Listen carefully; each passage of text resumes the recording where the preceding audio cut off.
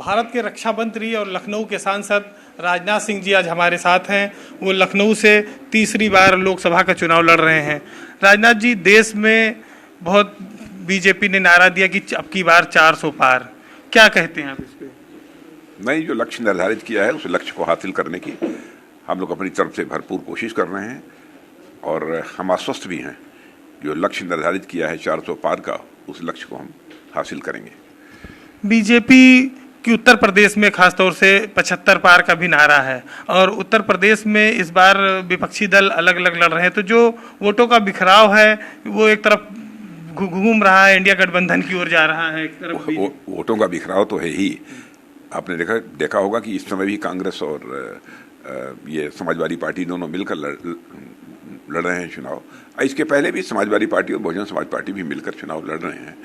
तो उससे भारतीय जनता पार्टी के जो सीटें हैं उन पर कोई खास अंतर नहीं पड़ा है पहले भी, और आज भी कोई अंतर पड़ने वाला नहीं है। अच्छा, लखनऊ में आप लड़ते हैं चुनाव जब भी, तो एक तरफा चुनाव रहता है अमूमन।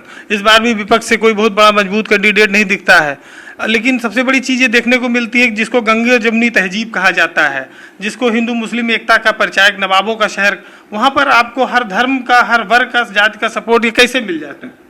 अब ये मैं नहीं जानता, इसका जवाब तो वही लोग दे पाएंगे।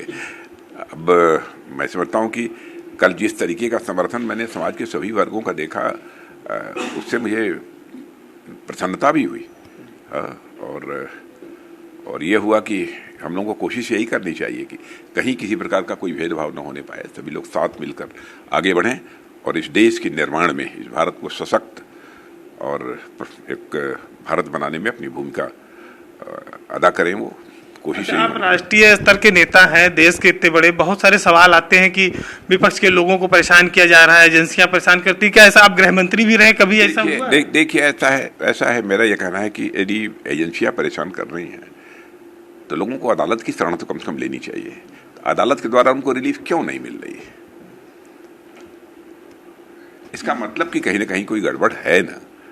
ये धार्मिक आधार पर आजकल बहुत हवा चल रही है कि साहब वो ऐसा हो जाएगा, वैसा हो जाएगा। ये कहीं कुछ नहीं, धार्मिक आधार पर किसी को आरक्षण देना भी नहीं चाहिए, क्योंकि भारत के संविधान में ऐसी कोई व्यवस्था नहीं है। खैर, एक संविधान बदल देंगे, 400 सीट आ गई, आरोप नहीं खड़ा होता कोई। भारत के संविधान के स्ट्रक्चर को, बेसिक स्ट्रक्चर को बदलने की कोई प्रश्न ही नहीं खड़ा होता। हम इसके प्रति पूरी तरह से कमिटेड हैं। आप देश के रक्षा मंत्री भी हैं, देश को सीमाओं को लेकर बहुत सारे सवाल आते हैं। मैं देशवासियों को आश्वस्त करना चाहता हूं कि वो आश्वस्त रहें, भारत की सीमाएं पूरी तरह से सुरक्षित हैं।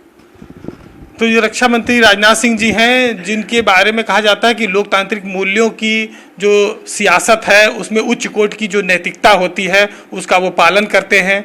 लखनऊ सीट से वो अटल बिहारी वाजपेयी जी के सीट का प्रतिनिधित्व करते हैं। भारत की सियासत में विपक्ष भी उनका सम्मान करता है, वो सर्वस्वीकार नेता हैं। आप उनको देश का दूसरा अटल बिहारी वाजपेयी भी कह सकते हैं। कैमरामैन श्रवण के साथ वीरेंद्र सिंह, भारत समाचार, लखनऊ।